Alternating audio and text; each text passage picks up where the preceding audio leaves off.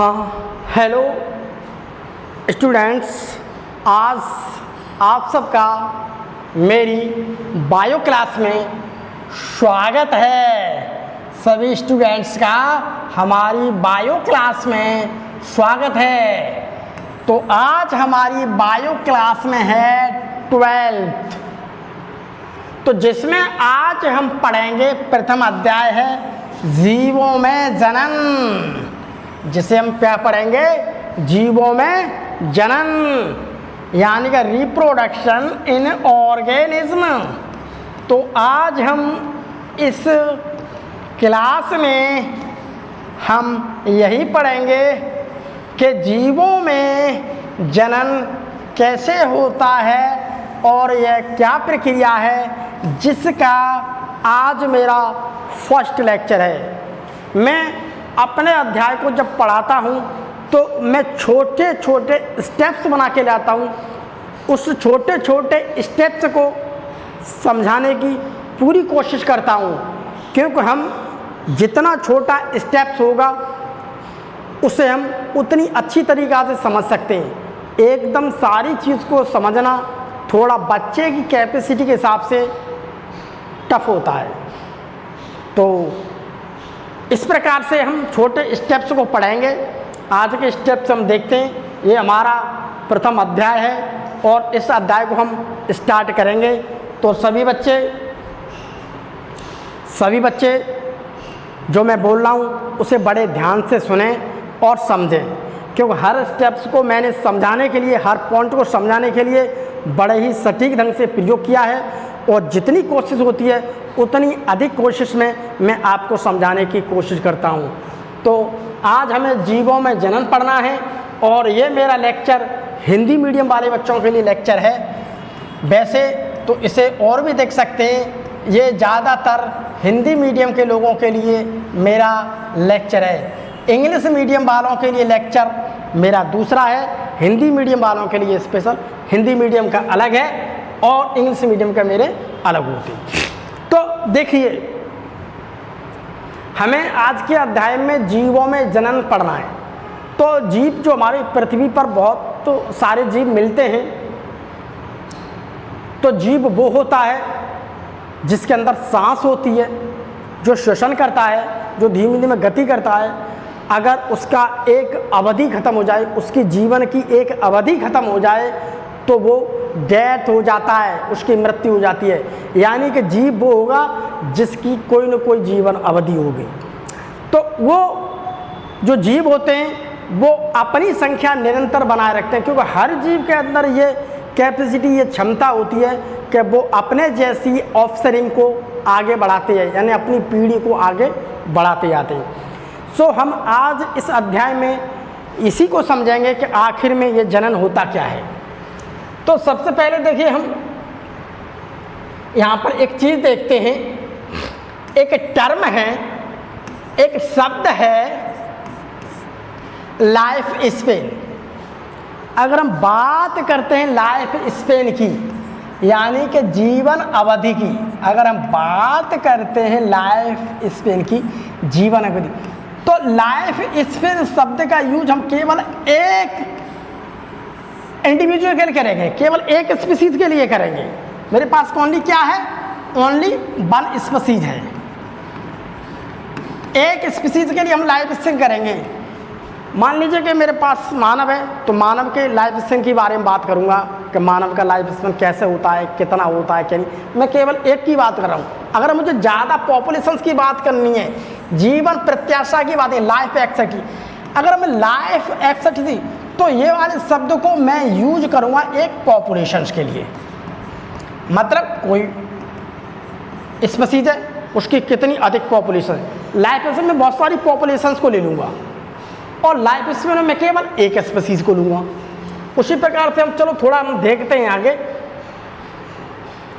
अब हम बात करते हैं, एक शब्द है रिप्रोडक्शन, जिसे हम जनन कहते हैं हिंदी में, जिसे हम क्या कहते हैं, जनन। तो इस शब्द को थोड़ा गौर से देखिए, ये अलग है, प्रोडक्शन अलग है। यानी कि यहाँ पर दो शब्द हैं, एक तो री है, एक प्रोडक्शन है। दोनों शब्दों को हम जोड़ देते तो हो जाता है रिप्रोडक्शन, लेकिन हम दोनों शब्दों को अलग अलग समझेंगे। ये है मेरे पास री, री का मतलब होता है पुनः, दोबारा, बार बार। प्रोडक्शन का मतलब उत्पादन, यहाँ उत्पादन तो हो रहा है लेकिन बार बार, कोई चीज़ बन रही है बार बार, उत्पादन बार बार हो रहा है, उसी को हम क्या कहेंगे, रिप्रोडक्शन। तो रिप्रोडक्शन क्या है? रिप्रोडक्शन में कोई भी स्पीशीज की यानी कि जाति की पॉपुलेशन को बढ़ाने में हेल्प करता है। यानी कि हम ये बात कहते हैं रिप्रोडक्शन क्या है? रिप्रोडक्शन, प्रत्येक जीव के पास वो कैपेसिटी होती है जिससे वो रिप्रोडक्शन कर सकता है, लेकिन रिप्रोडक्शन क्या होगा, वो उसी की बिल्कुल उसी प्रकार की पॉपुलेशंस को आगे बढ़ाएगा। मान लीजिए यहाँ पर ह्यूमन है तो रिप्रोडक्शन क्या कर रहा है, उसकी हेल्प कर रहा है। रिप्रोडक्शन में क्या, कोई चीज बन रही है तो ह्यूमन है तो बिल्कुल इसी प्रकार के क्या बनेंगे, ऑफस्प्रिंग, तो इसी प्रकार के क्या बनेंगे, उसके बच्चे बनेंगे।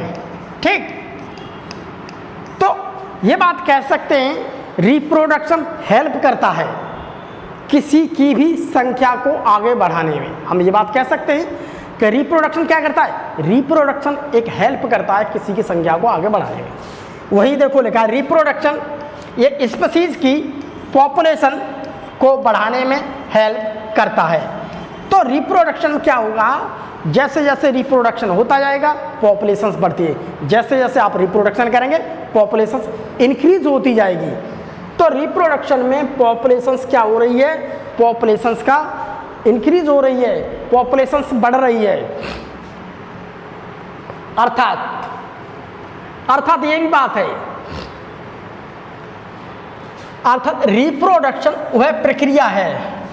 रिप्रोडक्शन हम दूसरे शब्दों में ये भी कह सकते हैं, रिप्रोडक्शन यानी कि जन्म वह प्रक्रिया है, वह प्रोसेस है जिसमें सभी सजीव, मैं सभी सजीव की बात कर रहा हूँ, एक की नहीं, सारे सजीव की बात करता हूँ, सभी सजीव अपने समान जीवों को जन्म देते हैं, अपने ही समान जीवों को जन्म। जैसे मान लीजिए यह है मेरे पास मुर्गी, तो इसको अगर मुर्गी को देखिए तो ये रिप्रोडक्शन क्या हुआ है, रिप्रोडक्शन के तहत उसे अंडे बने, अंडे से उसे बच्चा मिला। अब यहाँ पर जो बच्चा है ये बिल्कुल हूबहू इसकी तरफ जाएगा, यानी कि मुर्गी है तो मुर्गी से क्या, मुर्गी का ही बच्चा बनेगा बिल्कुल हूबहू। ठीक इसी प्रकार से ये हमारे पास, तो अगर हम रिप्रोडक्शन में देखे जाएंगे तो इसकी जो संतत होगी बिल्कुल इसी प्रकार की होगी। ठीक, इसकी संतत क्या होगी, नेचर में इसी के, हम बात नेचर की कर रहे हैं। नेचर में अगर वो रिप्रोडक्शन हो रहा है तो ये अपनी पॉपुलेशंस को बढ़ाएगा, यानी कि ये अपनी पॉपुलेशंस को बढ़ाएंगे। रिप्रोडक्शन हो रहा है, ये अपनी पॉपुलेशंस को बढ़ाएंगे। रिप्रोडक्शन वह प्रक्रिया है जिसमें सभी जीव, चाहे ये जीव चाहे मानव, कोई भी जीव हो सकता है, प्लांट से लेकर किसी की बात कर रहे हैं, सभी जीव अपने समान बिल्कुल अपने ही तरह के, अपने ही जैसे मानव है तो मानव क्या, मानव जैसा ही होगा, उसी के हाथों उसी के पैरों उसी प्रकार से बात करेगा। ठीक, तो अपने समान ही जीवों को जन्म देते हैं, तो वो अपने समान क्या करते हैं, जीवों को जन्म देते हैं, तो वो अपने ही समान जीवों को जन्म देते हैं। अर्थात रिप्रोडक्शन द्वारा ही जेनेटिक मटेरियल यानी कि एक आनुवंशिक पदार्थ का स्थानांतरण एक जीव से दूसरे जीव में होता है। देखिए अगर वह रिप्रोडक्शन होता है, यहाँ से रिप्रोडक्शन, तो यहाँ के कुछ जो कैरेक्टर्स होते हैं, इसके कैरेक्टर्स आपको यहाँ देखने के लिए मिलेंगे। ठीक, यानी कि उसके लक्षण, इसके लक्षण यहाँ, इसके लक्षण आपको इनमें देखने के लिए मिलेंगे। अगर हम बात करते हैं लक्षणों की तो इसके लक्षण आपको यहाँ मिलेंगे। इसका चेहरा ऐसा है, चेहरा ऐसा है, इसके पैर, इसके कान, उस प्रकार की संरचना आपको देखने के लिए मिलेगी। यानी उसका आनुवंशिक पदार्थ, यानी कि रिप्रोडक्शन द्वारा ही जेनेटिक मटेरियल यानी कि आनुवंशिक पदार्थ का स्थानांतरण एक जीव से, ये है जीव, यहाँ से यहाँ हो गया ट्रांसफ़र, यहाँ से यहाँ हो गया, यहाँ से यहाँ हो गया, यहाँ से यहाँ हो गया, यहाँ से जेनेटिक मटेरियल का ट्रांसफ़र यहाँ पर हो गया। तो जैसे जैसे उसकी पॉपुलेशन आगे बढ़ती जाती है तो उसके जेनेटिक मटेरियल का ट्रांसफ़र भी आगे पॉपुलेशंस में बढ़ता जाएगा, आगे पॉपुलेशन में चलता जाएगा। सारे लक्षण इस प्रकार के हैं, उससे मिलते जुलते वही सारे लक्षण आगे जाकर उसकी संतति में, बच्चे में देखने के लिए मिलेंगे, उसकी संतान में देखने के लिए मिलेंगे। तो ये सारी चीज़ क्या है? ये सारी चीज़ केवल रिप्रोडक्शन द्वारा ही पॉसिबल है। तो हमें ये बात पता चल गया है कि जीवों के लिए, इस बात को लिए मैं देखिए समझ चुका हूँ, इस बात के लिए हम जान चुके हैं कि जीवों के लिए रिप्रोडक्शन बहुत ही ज़्यादा क्या है, ज़रूरी, क्योंकि बिना रिप्रोडक्शंस के उसकी पॉपुलेशंस आगे नहीं बढ़ सकती है। तो ये बात बिल्कुल सिद्ध है कि रिप्रोडक्शन यहाँ पर क्या कर रहा है, जीवों की हेल्प कर रहा है पॉपुलेशन बढ़ाने में। तो अब हम थोड़ा और आगे देखते हैं। तो अब आप देखते हैं सभी सजीव सेल्स के बने होते हैं। ये बात तो है कि हम पिछली क्लास से भी पढ़ते आ रहे हैं कि जितना भी सजीव है वो सभी सजीव सेल से मिलकर के बने हैं। उनका शरीर है वो सेल से मिलकर के बना है। तो जानते हैं कि सभी सजीव क्या है, सेल्स के बने होते हैं। अगर हम बात करते हैं किसी जीव की, सबसे पहले जीव क्या करेगा, सबसे पहले जीव जन्म लेता है। मान लीजिए कोई जीव है, वो जन्म लेता है, जन्म लेके वो धीमे धीमे ग्रो करेगा, हल्का हल्का वो वृद्धि करेगा, ग्रो करता है, धीमे धीमे ग्रो करता है, ग्रो करके वो इतना बड़ा होगा, फिर वो ग्रो करके इस कंडीशन में आएगा, फिर वो ग्रो करके काफ़ी बड़ा हो जाएगा, एक मैच्योर हो जाएगा, ठीक, वयस्क हो जाएगा, आप ये कह सकते हैं अडल्ट हो जाएगा वो, आप ये भी समझ लीजिए आप एक वयस्क हो जाएगा। और जैसे जैसे आपका जीवन करता जाएगा बाद में जाके उसकी क्या हो जाएगी, मृत्यु। ये एक नेचुरल प्रक्रिया है जो ज़्यादातर सभी जीवों में होती है। हम बात इंसान की नहीं, किसी की भी ले लो, तो जैसे जैसे वो जीव पहले जन्म लेगा, जन्म लेकर धीमे धीमे ग्रो करेगा, ग्रो करते करते उसकी एक अवधि होगी जो प्राकृतिक अवधि दे रखी है, नेचुरल अवधि रखी है। उस अवधि में जैसे ही उसका वक्त पूरा हो जाएगा और वह डाई हो जाएगा या उसकी डेथ हो जाएगी, वो मर जाएगा। तो यहाँ पर देखिए सबसे पहले क्या हुआ, किसी का जन्म हुआ, जन्म के बाद उसने क्या वृद्धि की, जन्म हुआ वो वृद्धि कर रहा है, देखो बढ़ रहा है। फिर जब वो पूरी स्टेज में आ जाएगा, अडल्ट में आ जाएगा, परिपक्व स्टेज में आ जाएगा, फिर उसके बाद क्या करेगा वो यहाँ पर रिप्रोडक्शन। जब वो रिप्रोडक्शन करेगा तो यहाँ पर क्या पॉपुलेशंस को बढ़ाएगा, ठीक। तो फिर यहाँ पर क्या होगी, पॉपुलेशन बढ़ेगी, यहाँ पर क्या होगी, पॉपुलेशन बढ़ेगी, ठीक। अंत में क्या होगा, जैसे ही उसका वक्त पूरा हो जाएगा एंड लीड्स टू डेथ, उसकी मौत हो जाएगी। तो ये एक कड़ी है, ज़्यादातर सभी जीव होते हैं, सभी जीवों के अंदर यह कंडीशंस पाई जाती है एक नेचुरल रूप से। इसे हम क्या कह सकते हैं, एक नेचुरल रूप से, एक प्राकृतिक रूप से, एक प्राकृतिक रूप से यही सारी चीज़ें एक जीव के अंदर आपको देखने के लिए मिलेंगी, चाहे छोटा हो जीव चाहे बड़ा हो जीव। हर जीव के अंदर ये प्राकृतिक चीज़ें होती, प्रक्रिया होती, वो आपको देखने के लिए। पहले वो जन्म लेगा, फिर वो ग्रो करेगा, फिर वो जनन करेगा, फिर उसकी मृत्यु हो जाएगी। ये चीज़ अचल सत्य है, प्रकृति के देखे हुए ये सारी चीज़ें हर सजीव के अंदर पाई जाती हैं। अपनी संपूर्ण जीवन अवधि के उपरांत वह मर जाएगा। जब वह यहाँ से यहाँ तक वो करके जब वो सारी प्रक्रिया क्लियर आ जाएगा तो बाद में उसकी क्या हो जाएगी, डेथ। जीवन अवधि के उपरांत वह मर जाएगा। प्रकृति के हिसाब है, प्रकृति के हिसाब से चलता है, उसका एक जीवन अवधि, जैसे उसकी जीवन अवधि पूरी हो जाएगी वो बाद में मर जाएगा।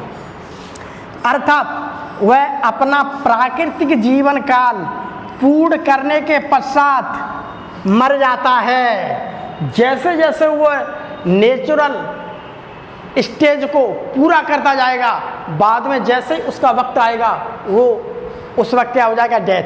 जैसे जैसे उसे वो वक्त आएगा वो क्या होगा, डेथ। यानी हम ये कह सकते हैं यहाँ से पैदा हुआ, पैदा करते करते क्या ये यहाँ तक उसने वृद्धि कर ली, अब ये अडल्ट बन गया। अब यहाँ से जीवन का क्या होगा, उतार होगा।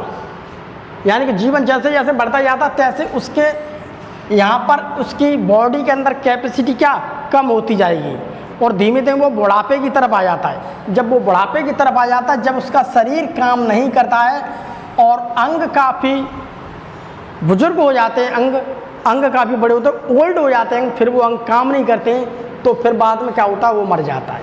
तो इसी को हम क्या कहते हैं, प्राकृतिक जीवन काल। प्राकृतिक जीवन काल में हमें ये सारी चीज़ें देखने के लिए मिलेंगी। तो प्राकृतिक जीवन काल में उसने जो अपना जीवन जिया है, उस प्राकृतिक जीवन काल में वो ये सारी चीज़ें सबको मिलती हैं। यही हम नेचुरल लाइफ स्पैन बोलते हैं। तो इस प्रकार से हम इसमें यही कह सकते हैं कि जीवन अवधि के बारे में देखिए, जीवन अवधि के बारे में हमारा वही प्राकृतिक वाला चल रहा है। अगर हम जीवन अवधि की बात करते हैं, लाइफ सिक्योरिटी, तो जन्म से प्राकृतिक मृत्यु, ये है मेरा जन्म और यहाँ पर हो रही है मेरे प्राकृतिक मृत्यु। जन्म से पैदा हो रहा हूँ, फिर धीमे धीमे पैदा होकर मैं ग्रो कर रहा हूँ, ग्रो के बाद रिप्रोडक्शन कर रहा हूँ, रिप्रोडक्शन के बाद में क्या हुआ, बाद में मेरी डेथ हो गई।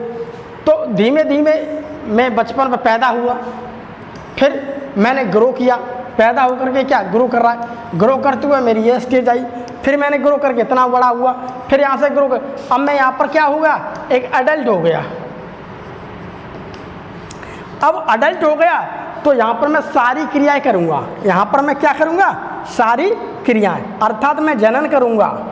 यहाँ पर मैं क्या करूँगा, रिप्रोडक्शन करूँगा, मैं जनन करूँगा। जैसे जैसे मेरी उम्र ज़्यादा हो जाएगी और जैसे जैसे मेरी उम्र अधिक हो जाएगी, उसी प्रकार से मुझे क्या हो जाएगी, नेचुरल डेथ। मेरी क्या हो जाएगी, नेचुरल डेथ। यानी कि इसे हम कहते हैं प्राकृतिक मृत्यु, एक नेचुरल डेथ। तो प्राकृतिक मृत्यु वो है जहाँ उसने अपने सारे जीवन को देखा, जहाँ उसने अपने सारे जीवन को जिया, बचपन से लेके वृद्धि करते करते वो अडल्ट हुआ। अडल्ट के बाद उसका जो रिप्रोडक्ट जनन का काल है, वो जनन का काल भी उसने पूरा किया। जनन काल पूरा करने के बाद उसकी संतति आगे बढ़ी और धीमे धीमे वह और आगे बढ़ता गया। जैसे जैसे उसकी उम्र होती गई तो उसका शरीर ने काम करना बंद कर दिया और बाद में क्या हुआ, उसकी प्राकृतिक तरीके से उसकी मृत्यु हो गई। तो इसी को हम कहते हैं, जन्म से प्राकृतिक मृत्यु तक की अवधि को हम जीवन अवधि कहते हैं। तो इसी सारी चीज़ को जो हम देख रहे हैं, जहाँ पर वो नेचुरल तरीके से वो पैदा हुआ है और नेचुरल तरीक़ा से उसने ग्रो किया है, नेचुरल तरीक़ा से उसने जनन किया है और नेचुरल तरीके से उसे मृत्यु मिली है, इसमें सारी चीज़ नेचुरल हो रही है। तो यही क्या है मेरी, इसी को मैं क्या कहूँगा, इसी को मैं कहूँगा जीवन अवधि। तो यही क्या है, जीवन अवधि, यानी कि लाइफ स्पेन। तो ये है मेरी लाइफ स्पेन। लाइफ स्पेन क्या है, आप जन्म से लेकर के नेचुरल डेथ, जिसमें उसने सारी घटनाओं को देखा, सारी चीज़ को समझा, सारी चीज़ को अच्छी तरह से ऑब्जर्व किया, अपने जीवन को जिया और जैसे ही उसकी उम्र 70 साल, 80 साल, 90 साल या 100 साल जितनी है, उसकी उम्र जैसे ही पूरी हुई, उस उम्र के अकॉर्डिंग वो बुढ़ापे में जाकर के वो मृत्यु उसे मिली। तो उसी को हम कहते हैं एक प्राकृतिक जीवन अवधि। तो वही क्या है, हमारी लाइफ स्पेन। तो वही क्या है, हमारी एक जीवन अवधि है। उसी हम जीवन अवधि को हम क्या कहते हैं, एक प्राकृतिक जीवन अवधि। तो हम ये भी बात कह सकते हैं कि कोई भी सजीव प्राणी अमर नहीं है। देखिए, पृथ्वी पर जितने भी सजीव हैं, ये बात फैक्ट है कि पृथ्वी पर जितने भी सजीव हैं, तो सजीव जितने भी हैं, तो ये बात फैक्ट है कि उसमें कोई भी सजीव क्या है, अमर नहीं है। बशर्ते हम ये बात कह सकते हैं अगर एक कोश की जीव की, अगर हम बात करें एक कोश की जीव की, जैसे कोई भी सजीव प्राणी अमर नहीं है। हमने सबको देखा, सबने अपना जन्म लिया, अपनी ग्रो किया, अपना जनन किया, उसके बाद उसे नेचुरल तरीक़ा से डेथ मिली। इसका मतलब है सभी प्राणी जन्म लेते हैं, वृद्धि करते हैं और मर जाते हैं। उसे हम प्राकृतिक कहते हैं, उसे प्राकृतिक जीवन अवधि कहते हैं। लेकिन अगर हम बात करें एक कोश की जीव की, तो एक कोश की जीव को अगर हम देखा जाए तो उसकी यहाँ पर डेथ नहीं हो रही है, संख्या बढ़ रही है लेकिन उसकी डेथ नहीं हो रही है। बाकी सबकी हो रही है यहाँ पर डेथ, हम सबकी डेथ देख रहे हैं। उसने पैदा हुआ, उसने ग्रो किया, जनन किया और वो बाद में मर गया। लेकिन यहाँ पर हम एक कोश की हम बात करें, केवल एक कोश की जीव की। एक कोश की जीव की अगर हम बात करते हैं, मान लीजिए कि अमीबा की, ये है मेरे पास अमीबा, ये एक कोश की जीव है, यानी कि सिंगल सेल है। ये क्या है? सिंगल सेल, एक सेल है। सिंगल सेल का मतलब इसका शरीर बहुत छोटा है, उसका शरीर पूरी एक सेल में ही समाया हुआ है। तो इस सिंगल सेल की हम बात करते हैं, हम जैसे जैसे इसे देखते हैं तो इसकी सेल से दो सेल बन रही हैं, यानी कि इसकी सेल से दो सेल बन रही हैं। तो इसकी सेल से यहाँ से ये है हमारे पास एक सेल है और ये मेन सेल है, और इस मेन सेल को हम क्या कहते हैं? Mother cell. ये है एक सेल, मुख्य सेल है, मुख्य सेल को हम क्या कहते हैं? मदर सेल, मात्र कोशिका। ठीक, इसी को हम क्या कहते हैं? मात्र कोशिका। इसी को हम क्या कहते हैं? मात्र कोशिका। अब हम इसे देखते हैं, तो इस सेल से क्या हुआ? इस सेल में देखिए ऐसे ऐसे करके ये प्रोसेस वो खांच बनी। ठीक, खांच बन के ये है इसका न्यूक्लियस। ठीक, ये है इसका न्यूक्लियस यानी कि केंद्रक। अब इस केंद्रक को यहाँ गौर से देखिए, ये थोड़ा थोड़ा केंद्रक क्या हो रहा है? डिवाइडेशन हो रहा है। ठीक, केंद्रक का क्या हो रहा है? ये डिवाइडेशन। तो यहाँ पर देखिए केंद्रक क्या हो रहा है? पहले केंद्रक दो भागों में बट रहा है, यहाँ बट गया। अब जैसे ही केंद्रक पूरा बटा, जैसे ही केंद्रक मेरा पूरा बट गया, यह केंद्रक मेरा पूरा बट गया, ठीक, तैसे ही यहाँ से खांच हो करके ये अलग सेल बन गई। ठीक, और ये अलग सेल बन गई। यहाँ पर मेरे पास एक सेल थी, अब यहाँ पर दो बन गई। अब यहाँ पर क्या बन गई? दो कोशिका। यानी कि यहाँ पर जीव मेरे पास एक था, अब एक से दो बन गई। मुझे यहाँ पर इसकी कहीं पर भी डेथ होती दिख रही है? मुझे यहाँ पर किसी जगह पर इसकी डेथ होती हुई नहीं दिख रही। इस एक से ही दो बन रही है। अब इस दो से फिर दो बन जाएंगी, फिर इससे फिर, अब दो से चार, चार से आठ, आठ से 16, 16 से 32। इस प्रकार से ये क्या हो रहा है? मुझे यहाँ पर इसकी कहीं पर भी हमें डेथ नहीं दिख रही है। तो हम यहाँ पर एक बात कह सकते हैं, एक कोश की जो जीव है इसकी हमें कहीं पर भी डेथ नहीं दिख रही। उस एक कोशिका से ही दो कोशिकाएं बनती जा रही हैं। लेकिन हमने पिछले में देखा तो जो बड़े जीव होते हैं वो प्रॉपर तरीका से उनका जन्म हुआ, जन्म से वो ग्रो किया, ग्रो करते धीमे धीमे क्या हुआ? रिप्रोडक्शन किया, और रिप्रोडक्शन करके क्या हुआ? बाद में उनकी प्राकृतिक तरीके से उस इंडिविजुअल की डेथ हो गई। लेकिन यहाँ पर इसकी डेथ नहीं दिखी, इसकी मृत्यु, बल्कि इससे खांच होकर के इससे जैसे ये रिप्रोडक्शन हुआ, इससे क्या हुआ? बाइनरी फिशन, एक से दो बन गई। ठीक, असेक्सुअल रिप्रोडक्शन है, एक से दो सेल बन रही है। तो मुझे यहाँ पर इस सेल की कहीं पर भी डेथ नहीं दिख रही है। तो इसी प्रकार से हम एक कोश की जो जीव होते हैं उन्हें हम एक तरह के अमर की श्रेणी में रख सकते हैं। हम ये कह सकते हैं कि वो उनकी डेथ हमें नहीं दिख रही है, प्राकृतिक तरीक़ा से हमें उसकी डेथ नहीं दिख रही है। मानव की अगर बात करें तो हम देखते हैं कि भिन्न भिन्न क्षेत्रों में भिन्न भिन्न जीवन अवधि हो सकती हैं। तो मानव की अगर हम बात करते हैं, अगर हम भारत देश की बात करें, अपने देश की, भारत देश की अगर हम बात करें तो भारत में भी मानव रहते हैं। हम चीन के देश की बात करें तो चीन में भी मानव रहता है, इंसान रहता है। हम जापान की बात करें तो वहाँ भी इंसान रहते हैं। हम अमेरिका की बात करें तो वहाँ भी इंसान रहते हैं। हम सऊदी अरब की बात करें तो वहाँ भी इंसान रहते हैं। हम ऑस्ट्रेलिया की बात करें तो वहाँ भी इंसान। तो हम ये बात कह सकते हैं, एक बात ये समझिए, अगर मैं बात जापान की करूँ, भारत की करूँ, चीन की करूँ, भारत की बात करता हूँ, यहाँ का खान पान कुछ अलग है, यहाँ का वातावरण कुछ अलग है। अगर हम खान पान की देखे जाएँ, जापान की देखें, जापान के देश की देखें, वहाँ खान पान कुछ और है, वहाँ का वातावरण कुछ और है। तो वहाँ खान पान कुछ अलग है, वातावरण कुछ अलग है, वह खाने का तरीका बिल्कुल अलग है। तो हो सकता है वहाँ पर रहने वाले लोगों की जो लाइफ स्पेन है, उसकी जीवन अवधि हो सकता है भारत में रहने वाले लोगों से कुछ अधिक हो। मान लीजिए भारत में 70 साल तक जी रहा है, 80 साल तक जी रहा है, तो हो सकता है जापान में अच्छा खान पान, अच्छा वातावरण, अच्छा चीज़ मेंटेन होने की वजह से हो सकता है वहाँ पर 100 साल पे आदमी रह रहा हो, वहाँ 100 साल तक आदमी पहुँच रहा हो, 85 साल पे पहुँच रहा हो, 90 साल पे पहुँच रहा हो। उसी प्रकार से अगर हम चीन की बात करते हैं, चीन के खान पान को देखा जाए, वहाँ के खान पान को, तो खान पान उस वातावरण, उस क्षेत्र के अनुसार अगर देखा जाए तो इस मानव की भी जीवन अवधि अलग अलग क्षेत्रों में अलग अलग होती है। यहाँ पर कुछ और वर्ष होगी, भारत में जीने की अवधि कुछ और वर्ष होगी, चीन में जीने की अवधि कुछ और वर्ष होगी। अगर हम बात करते हैं यूनाइटेड स्टेट ऑफ अमेरिका की तो वहाँ कुछ और होगी।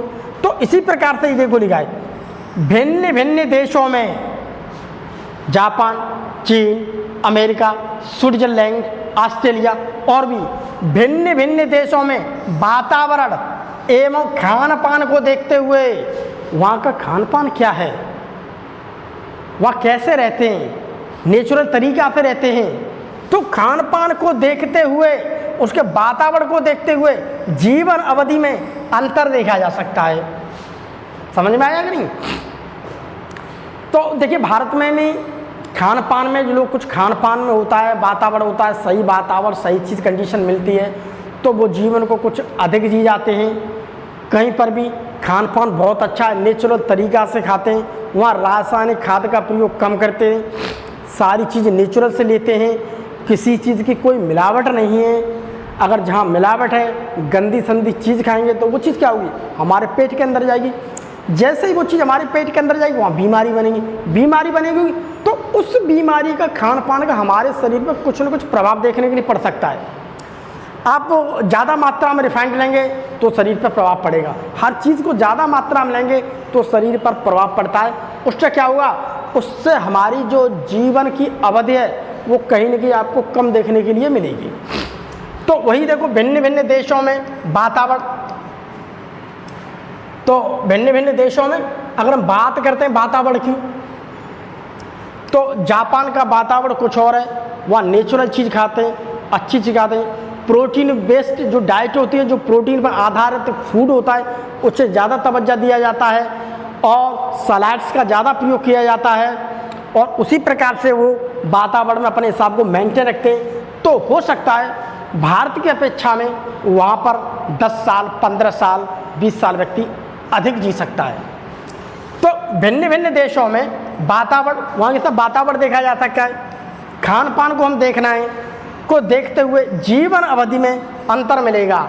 चीन के लोगों की उम्र देखोगे कुछ और मिलेगी, भारत के देश के लोगों की उम्र देखोगे यानी कि जीवन अवधि देखोगे तो कहीं पर 70 साल देखने के लिए मिल जाए, कहीं 80 साल देखने के लिए मिल रहा है। चीन के लोगों में कुछ 80-85 मिल रही है देखने के लिए, कम भी मिल रही है। जापान के लोगों में देखोगे हो सकता है आपको 100 साल देखने के लिए मिल जाए।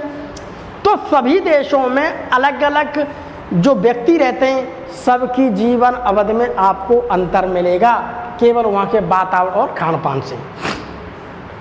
अगर हम नॉर्मल तरीके से देखें, अगर हम बात एक नॉर्मल तरीक़ा से करें तो जीवन अवधि भिन्न भिन्न जीवों की, अब हम बात करें, हमने वहाँ पर मानव की बात की, भारत का व्यक्ति कितने साल तक जीता है और चीन का व्यक्ति कितने साल तक जीता है, जापान का व्यक्ति कितने साल तक जीता है, सऊदी अरब का व्यक्ति कितने साल तक जीता है, अमेरिका का व्यक्ति कितने, तो ये सब खान पान के ऊपर था, उसके ऊपर निर्भर।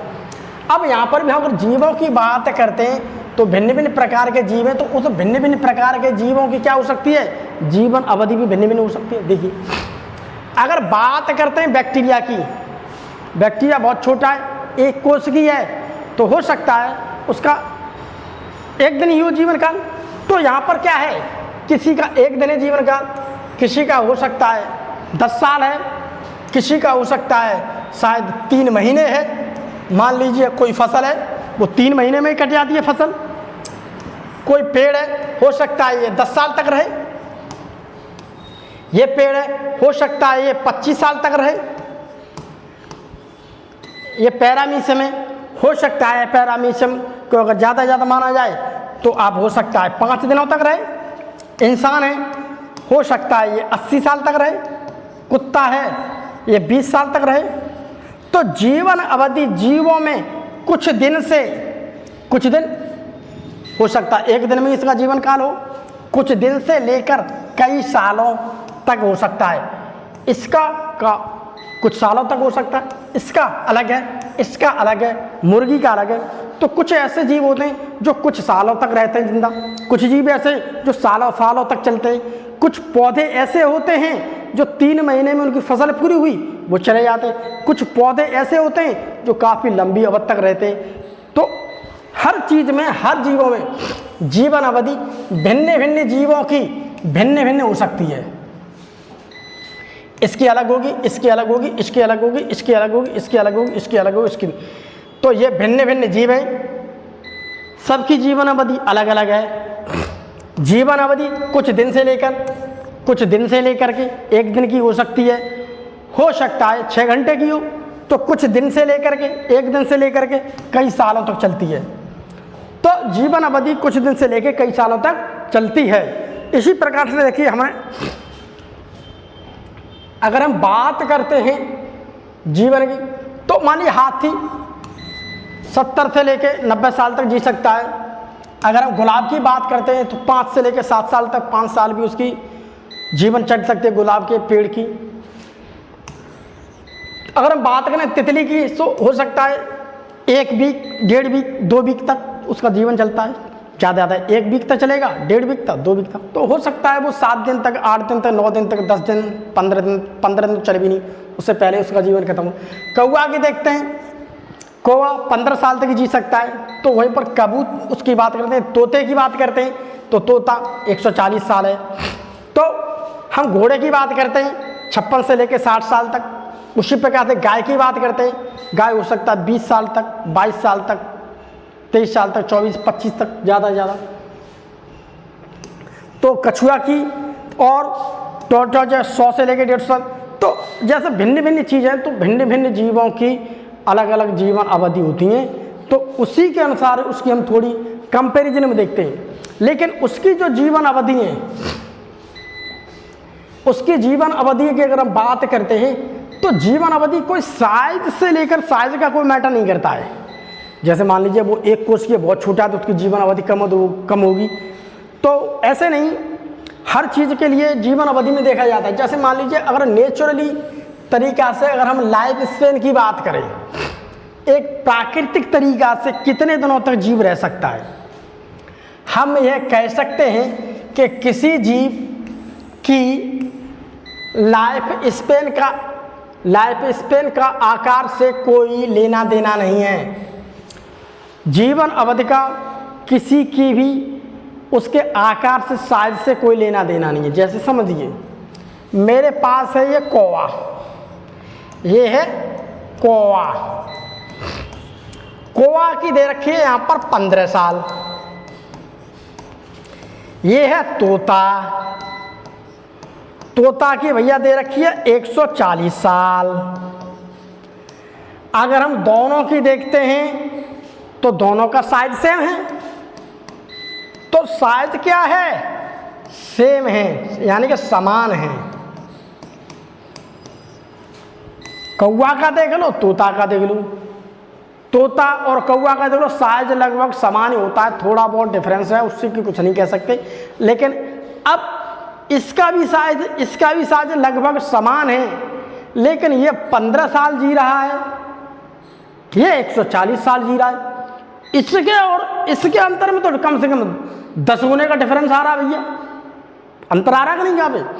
तो यहाँ साइज से कुछ लेना देना नहीं है, यहाँ दोनों का आकार तो समान है परंतु जीवन अवधि में अंतर है। इसकी जीवन अवधि नेचुरल तरीका से 15 साल है और इसकी जीवन अवधि नेचुरल तरीका से 140 साल है।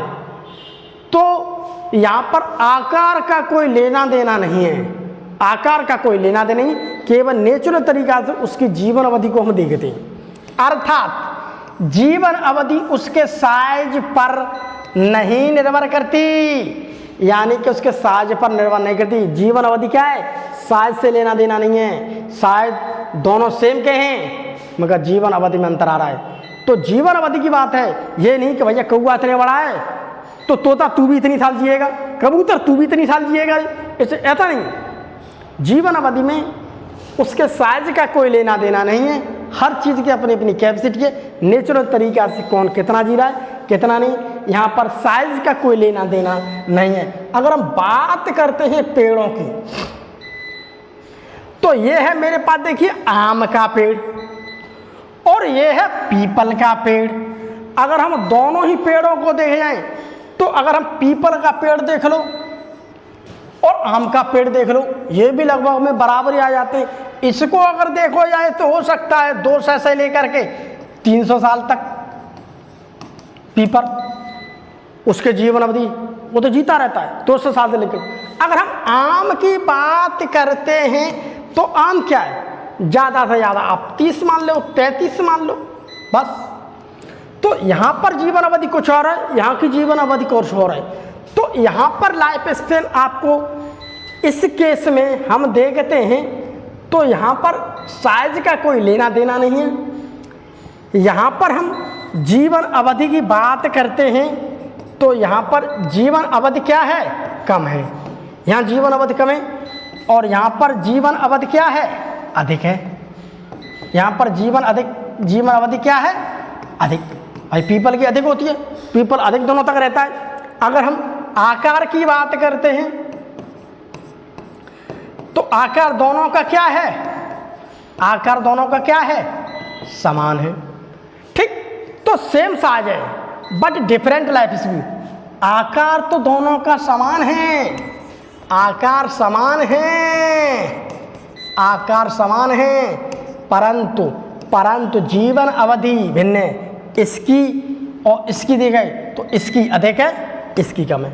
आम के पेड़ की कम है और पीपल के पेड़ की अधिक है। तो साइज का कोई लेना देना नहीं है। यहाँ पर हम ये बात,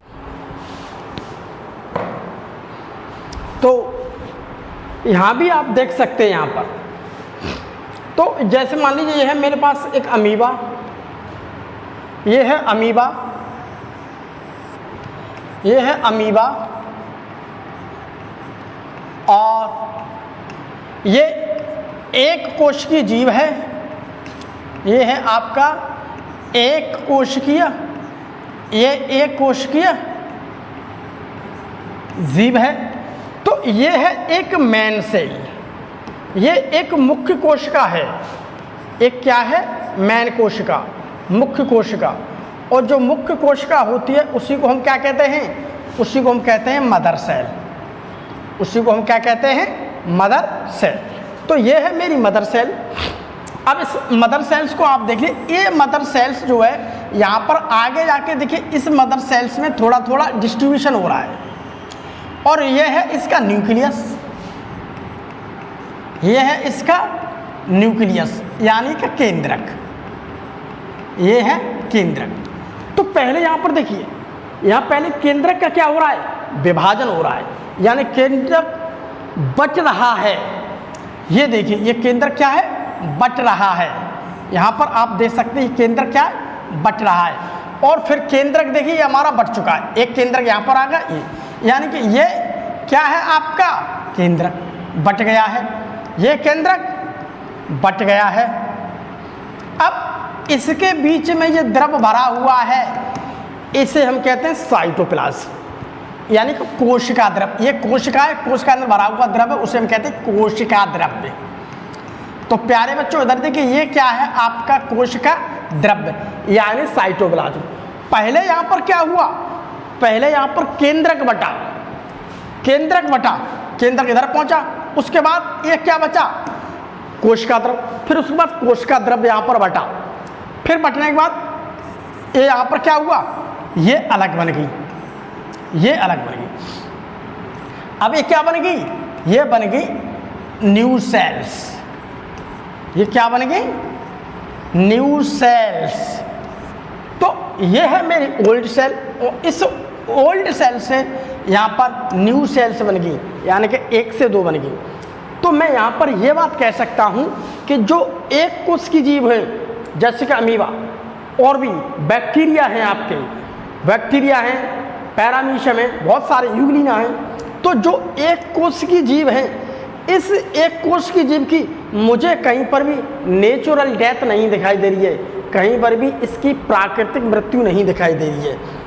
तो हम ये कह सकते हैं यहाँ से लेके यहाँ तक 2 सेल बनेगी, लेकिन इस डेल्स का कहीं पर भी मुझे डेथ देखने के लिए नहीं मिली, यानी कि वो एक कोश की जीव हैं जिनकी क्या है, मौत हमें दिखाई नहीं देती, जिसकी मृत्यु हमें दिखाई नहीं देती।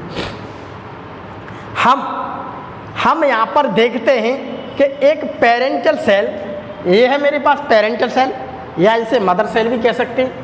तो ये है मेरे पास क्या, एक पेरेंटल सेल।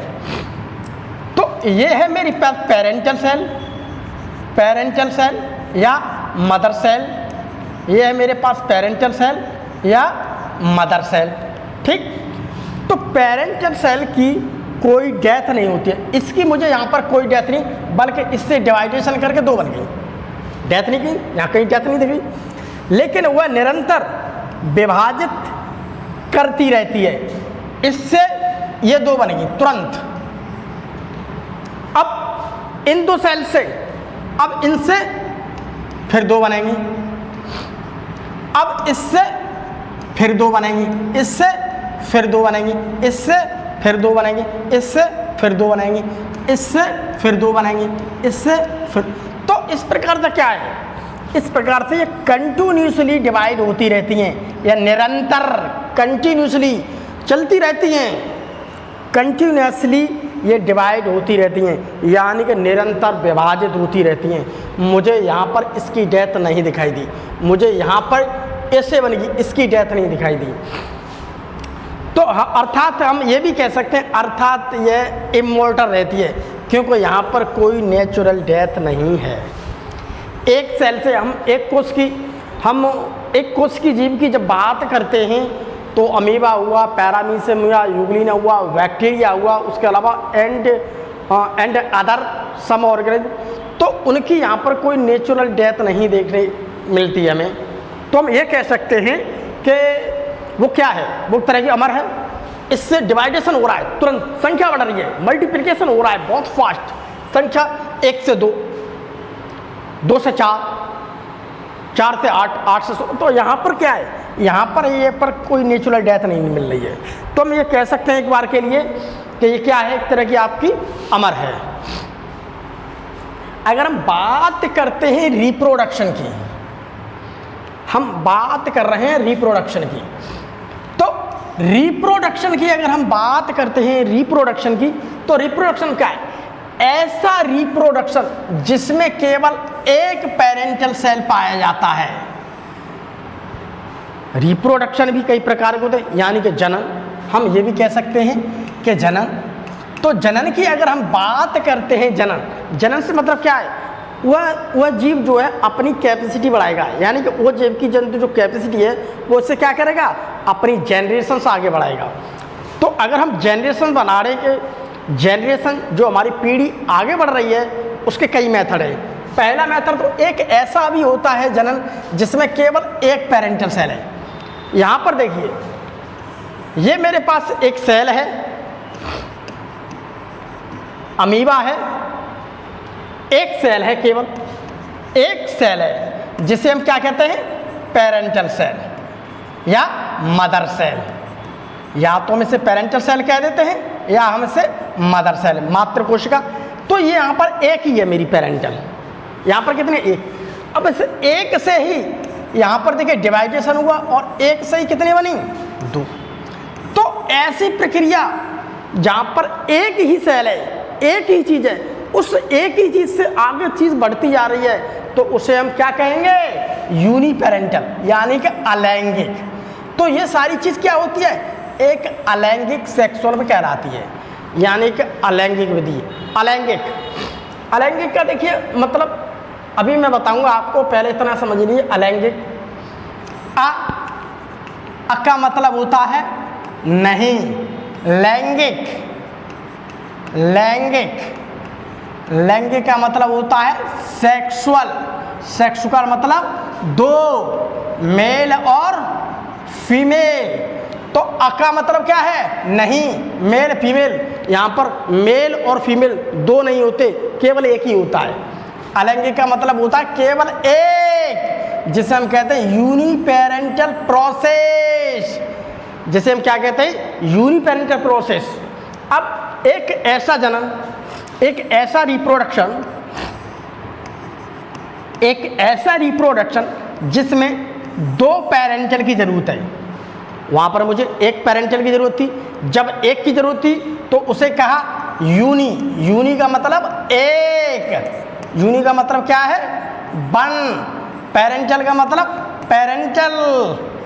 तो यहाँ पर क्या है, 1 पेरेंटल प्रोसेस है। वहाँ पर क्या है, 1, यूनी का मतलब 1, वहाँ पर 1 पेरेंटल प्रोसेस।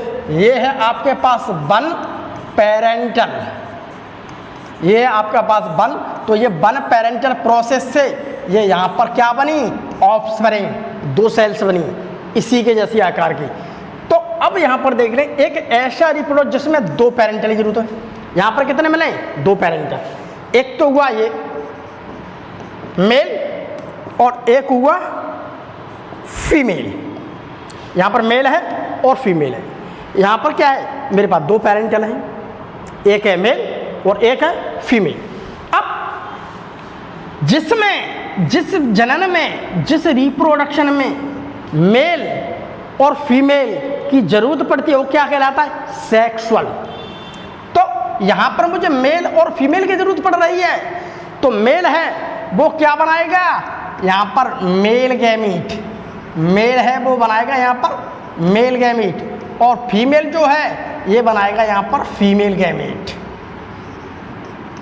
मेल गैमीट बनाएगा, फीमेल गैमीट बनाएगा। तो यहाँ पर मुझे जरूरत पड़ रही है, तो इसे कहते हैं बाई पेरेंटल। ये देखो शब्द लिखा हुआ है बाई। बाई का मतलब होता है 2 पेरेंटल, ठीक। तो ये क्या है, 2 पेरेंटल प्रोसेस। 2 पेरेंटल प्रोसेस यानी कि सेक्सुअल कंडीशन, जब भी कभी सेक्सुअल का नाम आ जाए वह मेल और फीमेल 2 की आवश्यकता होती है। असेक्सुअल का नाम आ जाए तो वह मेल और फीमेल 2 की आवश्यकता नहीं होती है, केवल एक की जरूरत होती है। तो सेक्सुअल में 2 की, यानी कि इसे हम कहते हैं 2 पेरेंटल प्रोसेस। 2 पेरेंटल प्रोसेस क्या है, बाई पेरेंटल प्रोसेस या सेक्सुअल प्रोसेस। तो ऐसा रिप्रोडक्शन जहाँ पर मेल भी मिल रहा है और या फीमेल मिल रहा है, यानी कि बिना मेल और बिना फीमेल के वो नहीं हो पा रहा है, तो उसे हम क्या कहेंगे, सेक्सुअल। उसे हम क्या कहेंगे, बाई पेरेंटल, यानी कि 2 पेरेंटल। बाई का मतलब होता है 2। तो हम इस प्रकार से ये चीज़ समझ गए कि प्रोसेस में तो असेक्सुअल है, ये असेक्सुअल को कहेंगे हम यूनिपेरेंटल और सेक्सुअल को कहेंगे हम बाई पेरेंटल। सेक्सुअल को हम क्या कहेंगे, बाई पेरेंटल। यहाँ पर 2 हैं तो मेल गैमीट है और फीमेल गैमीट है, दोनों आपस में मिलकर क्या करेंगे, फ्यूजन। जब फ्यूजन करेंगे तो क्या बनेगा, जाइगोट बनेगा। जाइगोट से फिर एम्ब्रियो, एम्ब्रियो से प्रोसेस आगे चलता ही रहता है। तो अब इसी प्रकार से देखिए एक और आ जाता, आने के लिए तो अभी और है, बहुत पढ़ाऊंगा मैं। एक ऐसा प्रोसेस जिसमें पीढ़ी आगे तो बढ़ रही है, एक ऐसा प्रोसेस है जिसमें पीढ़ी आगे तो बढ़ रही है। यहाँ पर पीढ़ी आगे तो बढ़ रही है लेकिन सिंगल पेरेंट द्वारा प्रोड्यूस हो रही है। वहाँ पर सिंगल पेरेंट से प्रोड्यूस हुई, उसे हमने असेक्सुअल का, यहाँ भी सिंगल पेरेंट से हो रही है, लेकिन यहाँ पर एपोमिक्सिस से हो रही है। यानी यहाँ पर भी क्या है, यूनिपेरेंटल, यानी कि वन पेरेंटल प्रोसेस। ये भी वन पेरेंटल प्रोसेस है, जिसे हम क्या कहते हैं, एपोमिक्सिस। एपोमिक्सिस क्या है, यहाँ पर कोई गैमीट नहीं बनता है, अर्थात अगैमोजेनेसिस प्रोकेसिया है। यहाँ पर क्या है, यहाँ पर नो गैमीट फॉर्मेशन, यहाँ पर कोई गैमीट नहीं बनता है, अर्थात नो गैमीट फॉर्मेशन। यहाँ पर कोई गैमीट नहीं बनना है। जहाँ पर कोई गैमीट नहीं बनता है उसे कहते हैं अगैमोस, उसे हम क्या कहते हैं, अगैमोजेनेसिस। अगा मतलब क्या है, नहीं, अका मतलब नॉट, गैमो का मतलब गैमीट, जेनेसिस का मतलब क्या है, टू फॉर्मेशन, यानी कि बनना। तो यहाँ पर कोई गैमीट नहीं बनना है, लेकिन पर्सन क्या है, एक ही है, उससे बनते। जैसे जैसे ये देखिए, ये है मेरे पास एक प्लांट, ये है मेरे पास एक प्लांट। इस प्लांट की अगर मैं कंडीशन से देखा जाऊं, इस प्लांट की अगर मैं कंडीशन से देखा जाऊं, तो इस प्लांट से मैंने दूसरा प्लांट बना दिया है। तो जो दूसरा बना है, हमेशा देखना, ये दूसरा ही बना है, तो यहाँ पर क्या है, जैसा ये है उसी के सेम है, बिल्कुल ये same exactly copy, same exactly copy. यहाँ पर कोई चेंजिंग नहीं है। अगर मैं यहाँ पर दो मेल और फीमेल प्लांट को लगा देता इसी के, तो यहाँ पर मुझे प्लांट्स में कुछ न कुछ विभिन्नता देखने के लिए मिलती। लेकिन इस प्लांट, इस प्लांट, इस प्लांट, इस प्लांट, इस सारे प्लांटों को देखिए, तो इससे डायरेक्ट मैं बनाते जा रहा हूँ। तो ये एक प्रकार का एपोमिक्सिस है। यहाँ पर कोई गैमीट नहीं बनना है और डायरेक्ट उस प्लांट की कैटेगरी हम ये बनाते जा रहे हैं उसी सीड से। ये हमारा F1 में भी ऐसा रहेगा, F2 में भी ऐसा रहेगा, F3 में भी ऐसा रहेगा, F4 में। क्योंकि हमें यहाँ पर क्या है, हमने एक ही पेरेंटल लिया है। अगर मैं यहाँ पर दो पेरेंटल ले लेता प्लांट के, अगर मैं यहाँ पर दो पेरेंट ले लूँ, आप एक पेड़ में ये ले लेता हूँ रेड कलर का, और दूसरा मैं पेड़ ले लेता हूँ नीले कलर का, ठीक, सेम प्लांट है। एक मैंने ये लिया है इस कंडीशन में, और एक मैंने ये ले लिया है।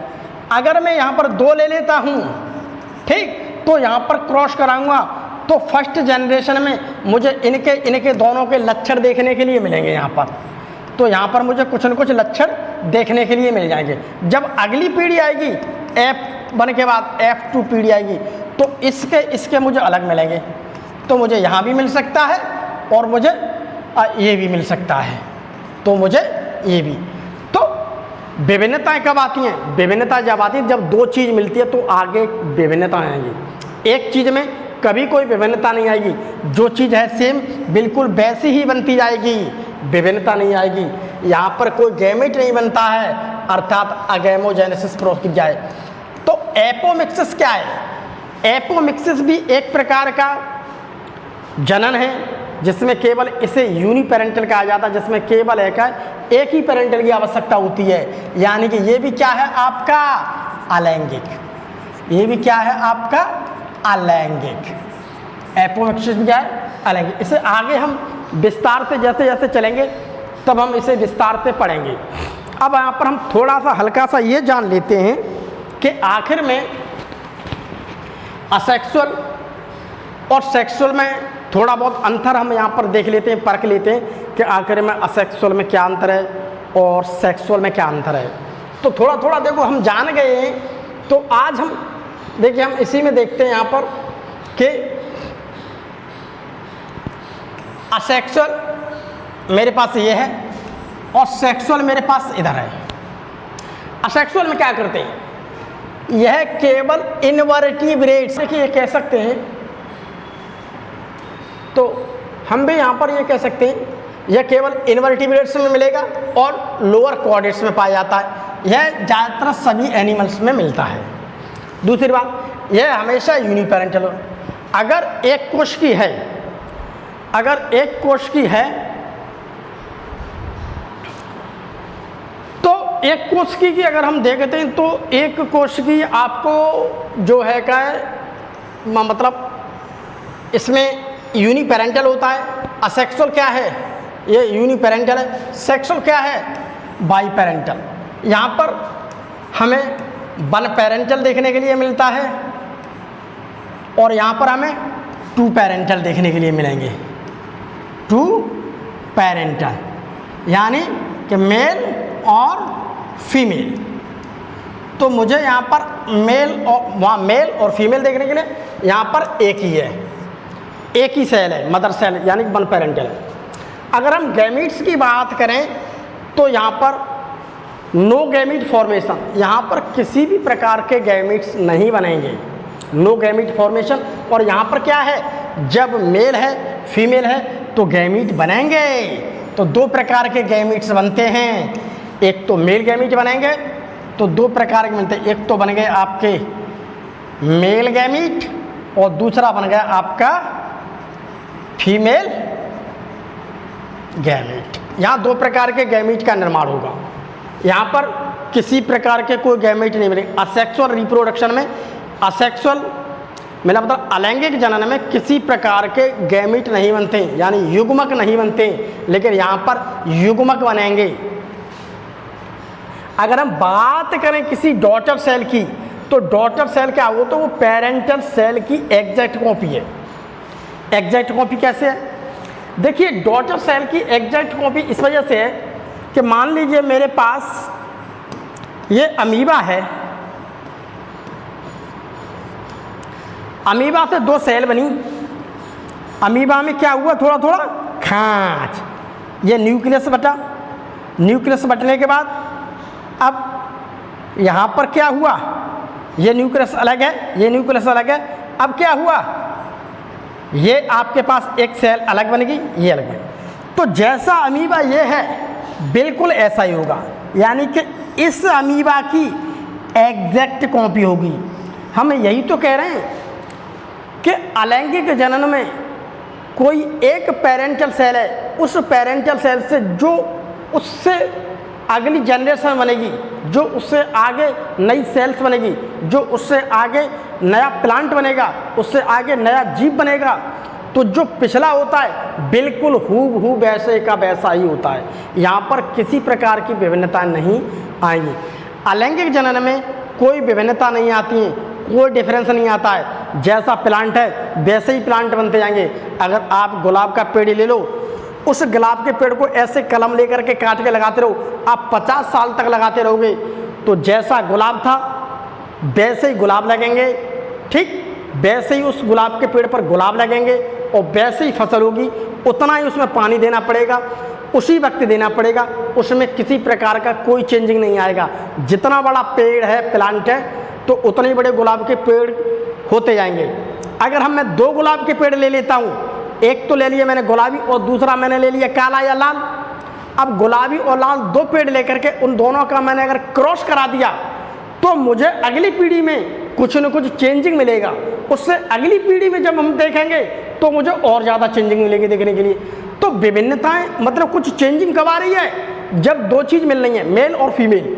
यहाँ पर कोई मेल फीमेल नहीं, यहाँ पर जैसी चीज़ थी एग्जैक्ट कॉपी वैसी आ रही है। गुलाब के अमरूद का पेड़ लो, कोई भी अमरूद का पेड़ है, उससे कलम लगा के पेड़ लगाते जाए तो बिल्कुल वैसे ही अमरूद आते जाएंगे, कोई चेंजिंग नहीं हो, क्योंकि वो अलैंगिक प्रजनन है। लैंगिक में वो जब दो चीज़ आएंगी, दो होगा, तो वहाँ पर आपको चेंजिंग देखने के लिए मिल सकती है आपको। अब यहाँ पर डॉटर ऑर्गेनिज्म अपने पेरेंट्स से डिफरेंट होंगे। यहाँ पर डिफरेंट, यहाँ पर मान लीजिए कि ये मेरे पास मेल है और ये मेरे पास फीमेल है। तो अब ये है मेल और ये है फीमेल। अब यहाँ से जो इसके ऑफस्प्रिंग डॉटर, यहाँ से इसके जो सन होंगे, आप ये मान लीजिए उसके सन होंगे, तो यहाँ से यहाँ पर जो एक सन होगा, बच्चा होगा, तो वहाँ पर मुझे कुछ न कुछ चेंजिंग मिलेगी। थोड़े लक्षण पिता के मिलेंगे आपको देखने के लिए, इसमें झलक, थोड़े इसमें आपको माता के मिलेंगे लक्षण देखने के लिए। तो यहाँ पर क्या है, मुझे अगली पीढ़ी में थोड़ी चेंजिंग मिल रही है। अगर यहाँ पर लड़की है तो लड़की के अंदर बहुत सारी आपको झलक देखने के लिए माँ की मिलेगी। तो सेक्सुअल में क्या है, सेक्सुअल में वो कंडीशंस होती हैं, इस सेक्सुअल के अंदर वो कंडीशन होती हैं कि हमें जैसे ही आगे पहुंचेंगे, अगली पीढ़ी में पहुंचेंगे, तो मुझे यहाँ पर कुछ न कुछ चेंजिंग मिलेगी। लेकिन अलैंगिक जनन की बात करते इसमें यहाँ पर कोई चेंजिंग नहीं मिलेगी। जैसी चीज़ ये थी बिल्कुल एग्जैक्ट ऐसी होती है, एग्जैक्ट कॉपी, एग्जैक्ट जैसी ये है तैसी ही ये आएगी, यहाँ पर कोई चेंजिंग नहीं होगा। जैसे कि हम ये देख सकते हैं, जैसे कि मान लीजिए कि मैं यहाँ पर ये देख सकता हूँ, आपको एक सेकंड के देख लीजिए, ये है अलैंगिक जनन। यहाँ पर अगर मैं गौर से देखा जाए तो मेरे पास ये अमीबा है, इस अमीबा की जैसी शक्ल है वैसे ही अमीबा आपको यहाँ पर मिलेगा देखने के लिए। यानी कि ये और इसकी क्या है, एक एग्जैक्ट कॉपी है। क्या है, एग्जैक्ट कॉपी। लेकिन अगर मैं सेक्सुअल की बात करता हूँ तो यहाँ पर ये है आपका मेल और ये है फीमेल। यहाँ पर आपको जो ऑफस्प्रिंग मिलेंगे, जो बच्चे मिलेंगे, वहाँ पर आपको चेंजिंग मिलेगी, कुछ न कुछ। क्या मिलेगी, चेंजिंग। यानी कि यहाँ पर क्या वेरिएशन मिलेंगी आपको, देख लीजिए विभिन्नताएं। यहाँ पर आपको विभिन्नताएं, यहाँ आपको विभिन्नताएं देखने के लिए मिलेंगी। विभिन्नता कब देखने के लिए मिल रही है, जब मेल फीमेल है। और एग्जैक्ट कॉपी कब देखने के लिए मिल रहा है, जब अलैंगिक है। तो ये कौन सा है, अलैंगिक। तो अलैंगिक में क्या होता है प्यारे बच्चों, अलैंगिक में एग्जैक्ट कॉपी ऐसा है ऐसा ही बनता जाएगा। और लैंगिक में दो चीज़ें यहाँ पर आपको विभिन्नताएं देखने के लिए मिलेंगी। तो यहाँ पर आपको देखने के लिए क्या मिलेंगी, विभिन्नताएं।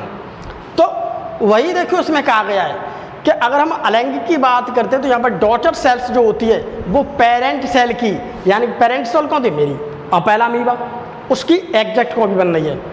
लेकिन यहाँ पर देखिए क्या कह रहा है, यहाँ पर डॉटर ऑर्गेनिज्म, जो ऑफस्प्रिंग, जो बच्चे बन रहे हैं, जो जीव बन रहे हैं, जो डॉटर नए जीव बन रहे हैं, वे अपने पेरेंट से थोड़े डिफरेंट होते हैं। यानी कि उनमें कुछ न कुछ अंतर मिलेगा, विभिन्नताएं यहाँ मिलेंगी, वहाँ नहीं मिलती हैं देखने के लिए।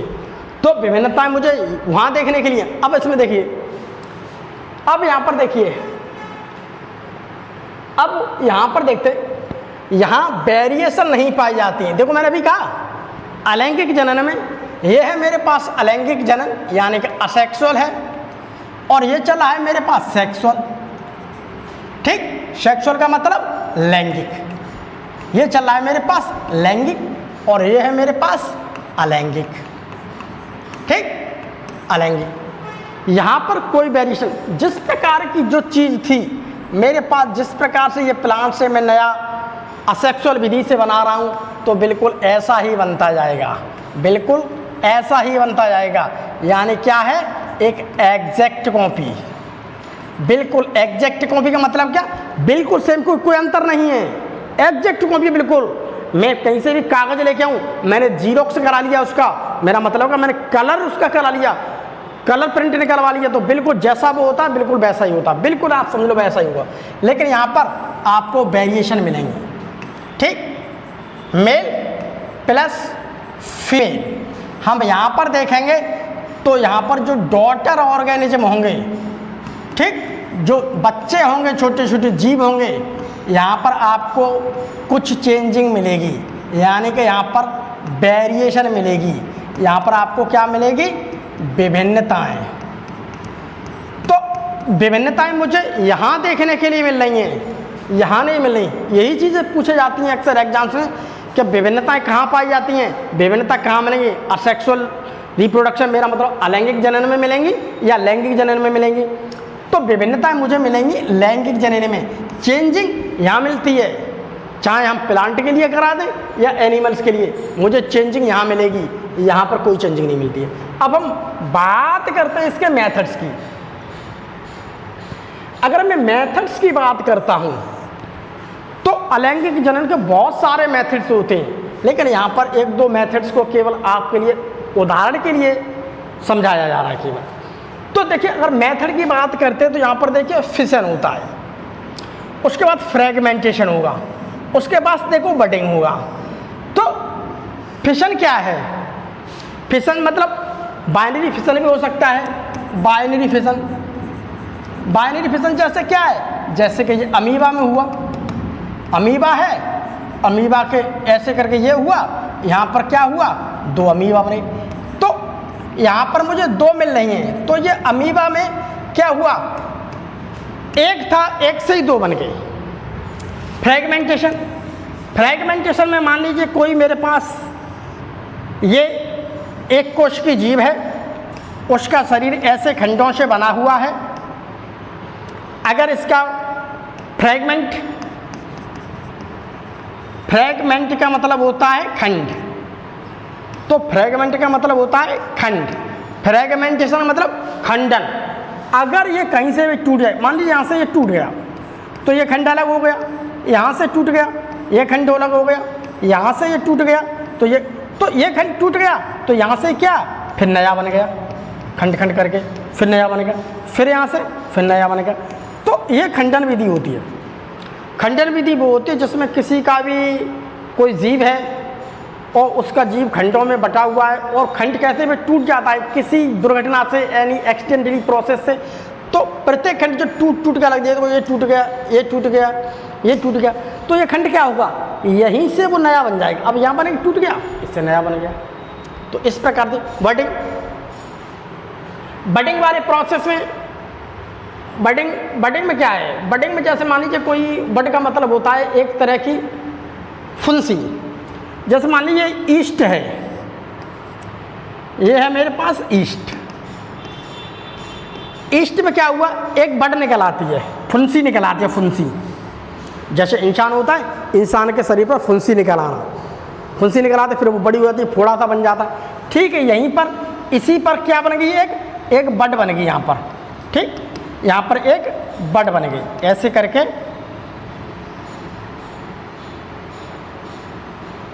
ये बड निकल आई, ये है फुंसी। फुंसी समझ लो आप अपनी भाषा में, फुंसी जैसे हम कहते हैं बड। अब क्या होगा? ये और बढ़ जाएगी, ऐसे ऐसे करेंगे, अब ये और बढ़ गई। ठीक, अब हम क्या करेंगे? अब ये क्या हुआ? अब ये और बढ़ गई, अब ये और बढ़ गई, लो इधर हो गई। अब ये और बढ़ करके अब क्या हुआ? अब ये वाली सेल थी, ये अलग हो गई, ये इससे अलग हो गई, अलग हो गई, सेपरेट हो गई। अब अलग होकर के ये कहीं गिर गई जाकर के, अब अपना खाना बनाती रहेगी।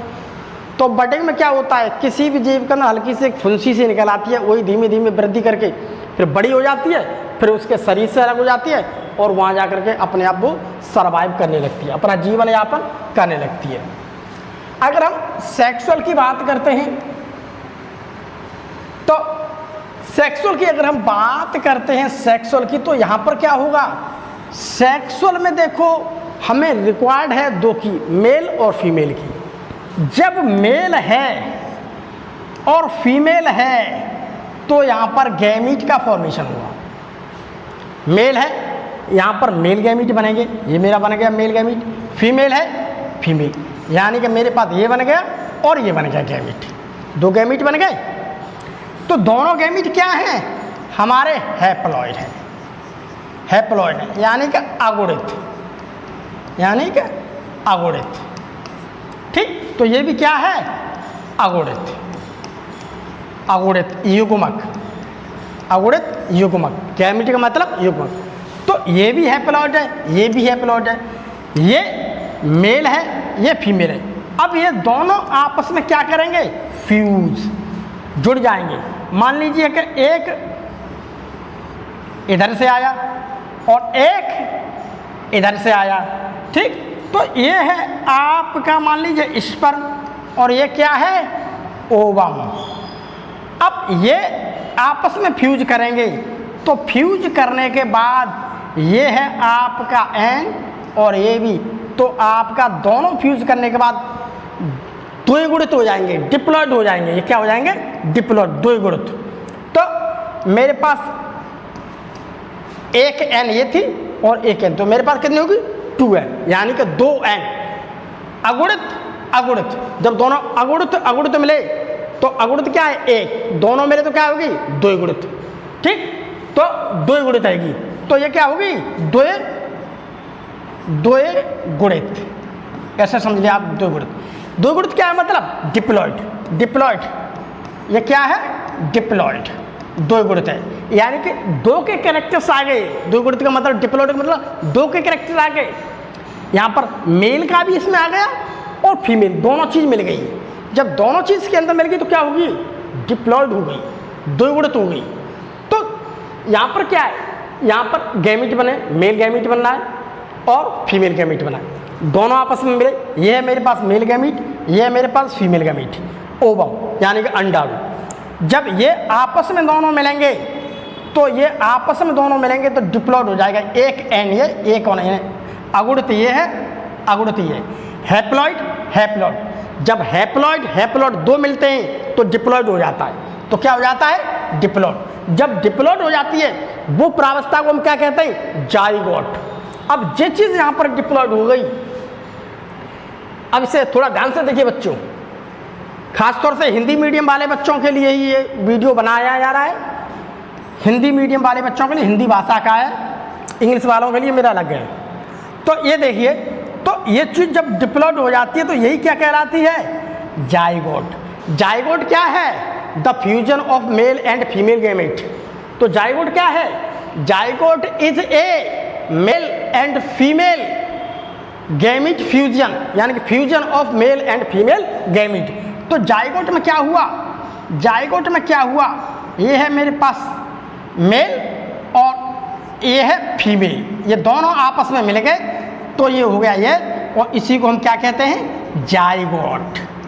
इसी को हम क्या कहते हैं, जाइगोट। जाइगोट वो प्रावस्था होती है जहाँ पर मेल और फीमेल गैमीट दोनों मिल जाते हैं, मिक्स हो जाते हैं, फ्यूज हो जाते हैं और मिलकर के वो चीज़ डिप्लॉइड बन जाती है।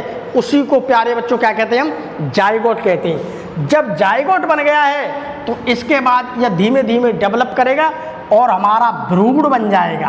क्या बन जाएगा, भ्रूण यानी कि एम्ब्रियो। जब इसका चैप्टर आएगा तब मैं तुम्हें अच्छी तरह से समझाऊंगा। यहाँ पर थोड़ा दिया था इसलिए मैंने थोड़ा ही उसी हिसाब से एक्सप्लेन किया है। अब हम थोड़ा आगे बढ़ते हैं, तो थोड़ा आगे देखिए, बढ़ने के बाद देखिए हम यहाँ पर देखते हैं। तो यहाँ पर देखिए मुझे, तो हम यहाँ पर, अब हम एक चीज़ यहाँ पर देख सकते हैं। अगर मैं बात करूँ तो मल्टीप्लिकेशन की, तो मल्टीप्लिकेशन का लेवल अगर हम देखते हैं तो अलैंगिक में वेरी फास्ट यानी कि हाई।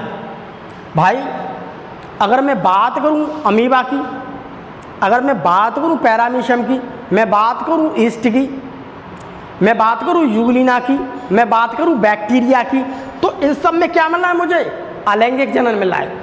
तो अलैंगिक जनन मिल रहा है तो उनका मल्टीप्लिकेशन कैसा होगा, उनकी संख्या क्या होगी, बहुत फास्ट तरीका से बढ़ेगी। तो यहाँ पर अलैंगिक में क्या हो रहा है, मल्टीप्लिकेशन बहुत फास्ट हो रहा है, यानी कि बहुत तेज, संख्या बहुत तेजी से बढ़ेगी। तो यहाँ पर हम लिख सकते हैं संख्या बहुत तेजी से बढ़ेगी, संख्या बहुत तेजी से बढ़ेगी। क्योंकि हम जल में देखते हैं, थल में, वायु में देखते हैं, बैक्टीरिया बहुत तेज स्पीड से बढ़ते हैं। हम देखते हैं अमीबा की संख्या बहुत तेज बढ़ती है, हम देखते हैं यूग्लिना की संख्या बहुत तेज बढ़ती है, हम देखते हैं पैरामीशियम की संख्या बहुत तेज बढ़ती है। जितने भी अलैंगिक प्रोसेस होंगे वहाँ पर आपको उनकी संख्या बहुत तेज बड़ी मिलेगी। यानी कि मल्टीप्लिक, गुणन, संख्या बढ़ना। गुणन का मल्टीप्लिकेशन का मतलब क्या होता है, संख्या का बढ़ना। तो यहाँ संख्या बहुत तेजी से बढ़ेगी। अगर हम बात करते हैं सेक्सुअल की, सेक्सुअल, तो यहाँ पर मल्टीप्लिकेशन हो रहा है। तो यहाँ पर मल्टीप्लिकेशन होने में क्या लग रहा है, यहाँ पर मल्टीप्लिकेशन बहुत स्लो हो रहा है। मान लीजिए कि ये है मेल, ये है फीमेल। यहाँ से जब नए बच्चे का प्रोड्यूस होगा, जब नए बच्चे का ऑर्गेनिज्म का नए विकसित होगा, तो यहाँ से इस बच्चे को आने के लिए बहुत समय लगेगा। अगर बात करें इंसान की तो उसे कम से कम 9 मंथ का समय लगता है। बात करें इंसान की तो उसे लगता है 9 मंथ्स का समय। उसी प्रकार से और भी जीव हैं, मेल और फीमेल, जब उनकी कंडीशंस होती हैं तो उन्हें क्या, उनकी संख्या के लिए, ऑर्गेनिज्म के लिए यहाँ पर उन्हें क्या लगता है, बहुत अधिक क्या लगता है, वक्त। तो यहाँ पर यहाँ संख्या बढ़ रही है मगर धीमे। यहाँ पर संख्या बढ़ रही है, यहाँ संख्या बढ़ रही है धीमे, यहाँ संख्या बढ़ रही है फास्ट। तो अलैंगिक जनन में क्या है, बहुत तेजी से संख्या बढ़ती है। सेक्सुअल में क्या है, धीमे धीमे, बहुत स्लो प्रोसेस है, बहुत स्लो प्रोसेस है। उस स्लो प्रोसेस में क्या है, हम यही बात तो जानना चाहते हैं कि यहाँ पर मल्टीप्लिकेशन यानी गुणन संख्या कैसे बढ़ रही है, बहुत कम, यहाँ संख्या बढ़ रही है बहुत तेज। तो इसी बात को हमें थोड़ा ध्यान रखना है, इसी बात से हमें ये समझना है कि हमें अलैंगिक जनन के बारे में और लैंगिक जनन के बारे में जो कुछ भेद थे वो भेद मैंने आपको बताए। और हम जो है आज के लिए, हमारा आज की जो क्लास है, आज की क्लास के लिए हम केवल इतना ही, बाकी हम फिर आपको मिलेंगे। हिंदी मीडियम के बच्चों के लिए ये मेरा क्लास है, हिंदी मीडियम के बच्चों के लिए मोस्टली।